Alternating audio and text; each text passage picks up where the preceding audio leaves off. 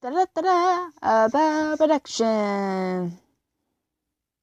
Hello everybody, I'm Jacqueline Bell, aka Jackie. I'm back with another chapter of Wide Awake. So, this one is dedicated to a friend of mine, and whose name Kayla. This one's to you. And yeah, let's do this chapter. My friend Michaela is not a fan fictioner, but still she loves a good story. Wide Awake, Chapter 1. I skipped the author note. But yeah, there's a disclaimer. November 24th, 2012. It was the summer before his senior year. It was supposed to be the summer he always dreamed about. Late nights that blurred into mornings, sleeping until 3 in the afternoon, being with his best friends, enjoying the hype before the first major turning point of his life. Danny knew on the last day of his junior year, when the final bell rang and he traipsed out the halls, Sam's left arm hooked around his elbow and her right hooked around Tucker's, that surely the summer would be the greatest he ever had. And so it started. He spent literally every waking hour he could with Tucker and Sam, playing pre-release video games in Sam's home theater, eating his body weight and then some at the Nasty Burger. He watched every sunset the earth had to offer him, and only one passed without Sam at his side. He spoke regularly with Jazz, who decided to stay in Boston over the summer to work for a prestigious lab she was interning for at Auburn University, where she was planning on going for grad school. He never did seem to stop smiling, even when he was fighting ghosts. Nothing could get him down.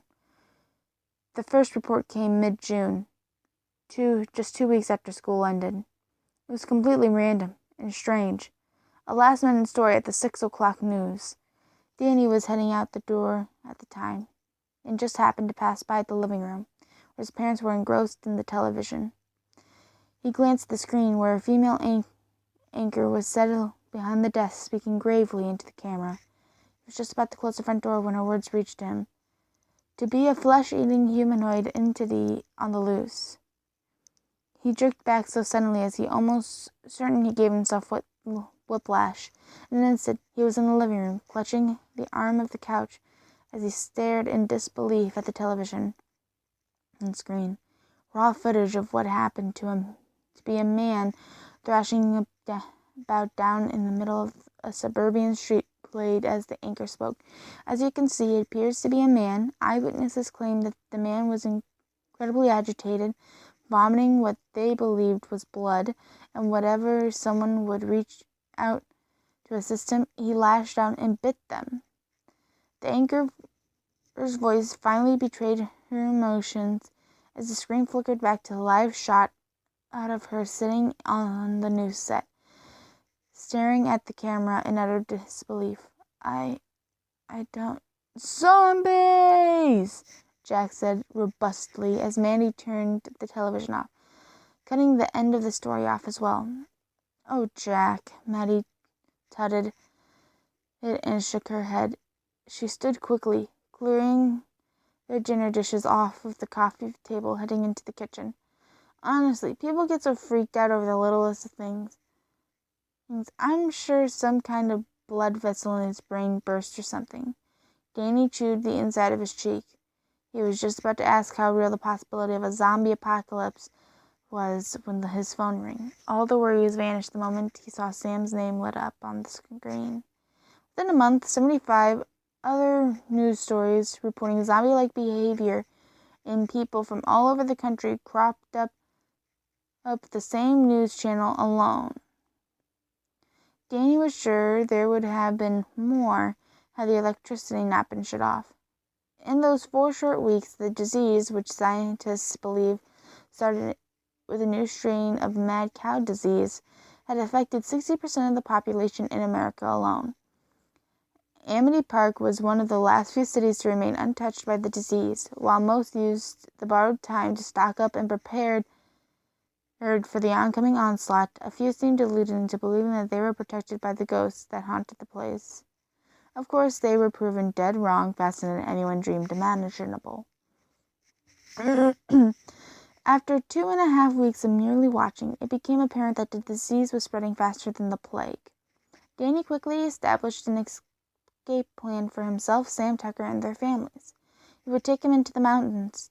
The zombies did not seem to like the mountains. The terrain was too difficult for them to cross. He would take them far into the mountains, find a cave or something, and they would stay there until the disease had been eradicated and the world was sane again. He tried not to think about Jazz.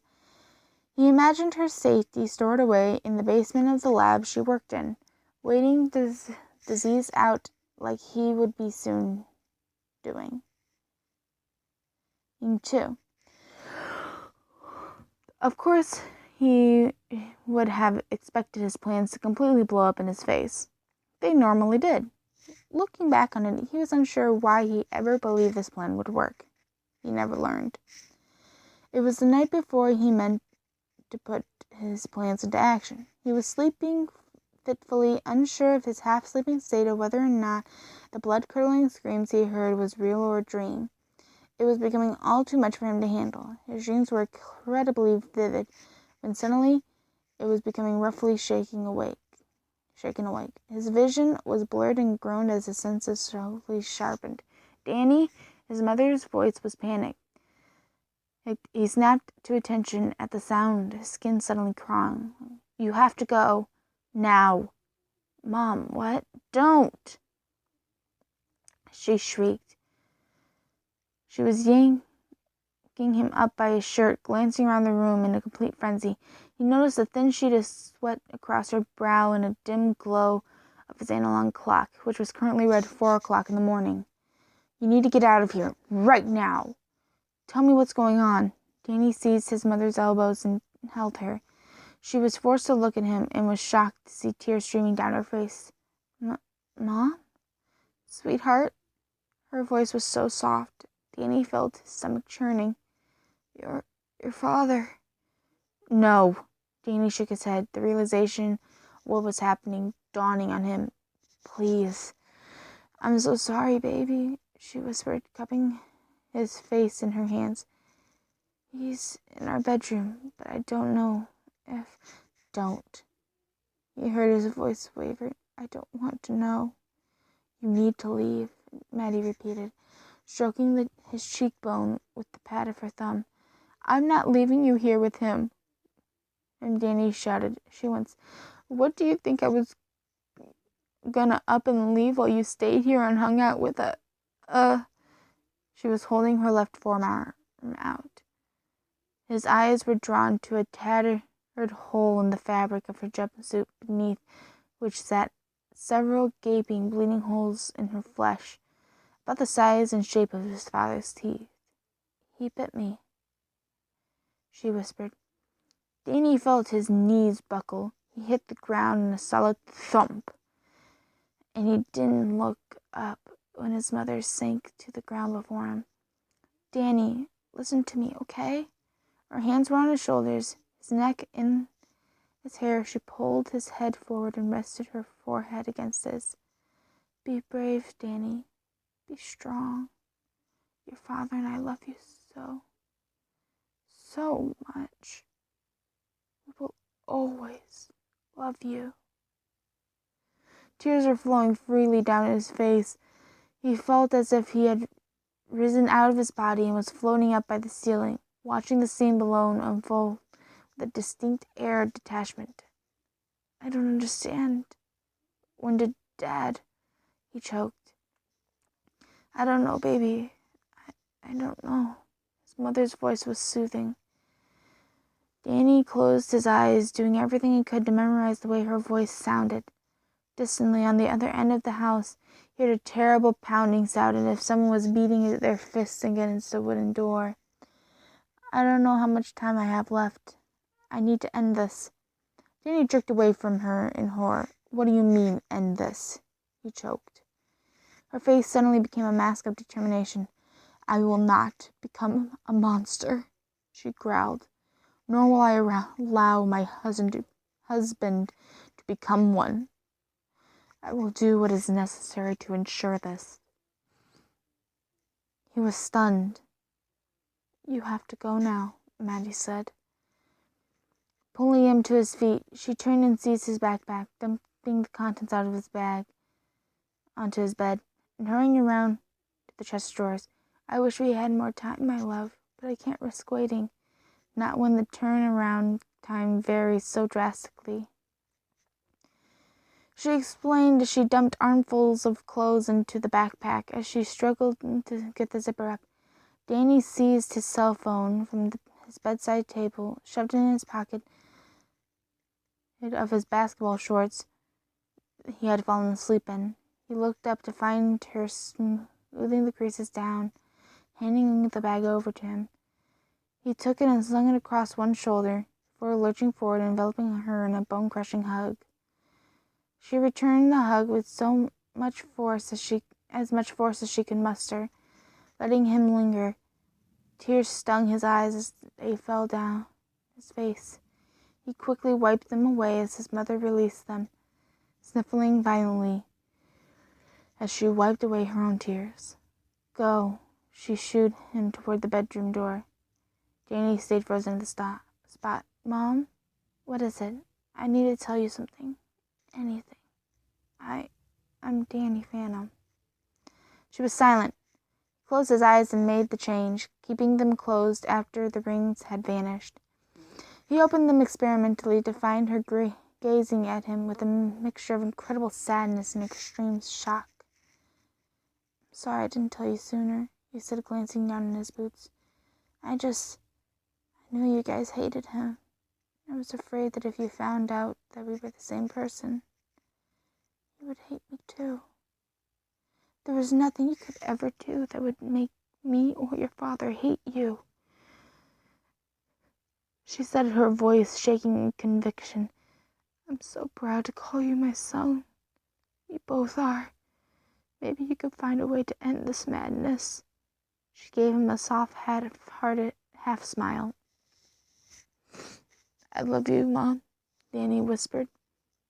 "I love you too." She bit her lip and choked out a small sob before pointing to his bedroom window. "Go." He turned and flew directly out of his bedroom window, tried to focus on the complete chaos on the streets below. But he found that his vision was blurred with tears. He shifted into invisibility as he threw himself down off the roof of a building, dropping his backpack at his side and burying his face in his hands. He sobbed until his throat felt raw, flinching and quaking when he heard the deafening sounds of his house exploding. When he finally looked up, his eyes were drawn to the empty space in the sky where the Fenton Works sign once stood proud. Danny took several shuddering breaths and allowed his mind to switch over to hero mode. He immediately thought of Tucker and Sam. He glanced over the side of the building he chose to break down on. The streets were going to be impossible as he watched 3 cars slam into various fire hydrants, buildings, and telephone poles. Non-infected people were sprinting down the sidewalks, screaming as zombies tore after them. Danny swallowed as he watched the zombies move. They were unlike anything he had ever seen before. They were far faster than he originally imagined, and far more vicious. He saw no sign of Tucker or Sam, so he hoped they were at their respective houses. Okay, so I'm going to end this chapter here. It looks like I got another third of a chapter to go. Hopefully you guys enjoyed this as much as I have, and we'll continue this next time. Find out what happens next in chapter 2, part 2 of Wide Awake. Goodbye, everybody.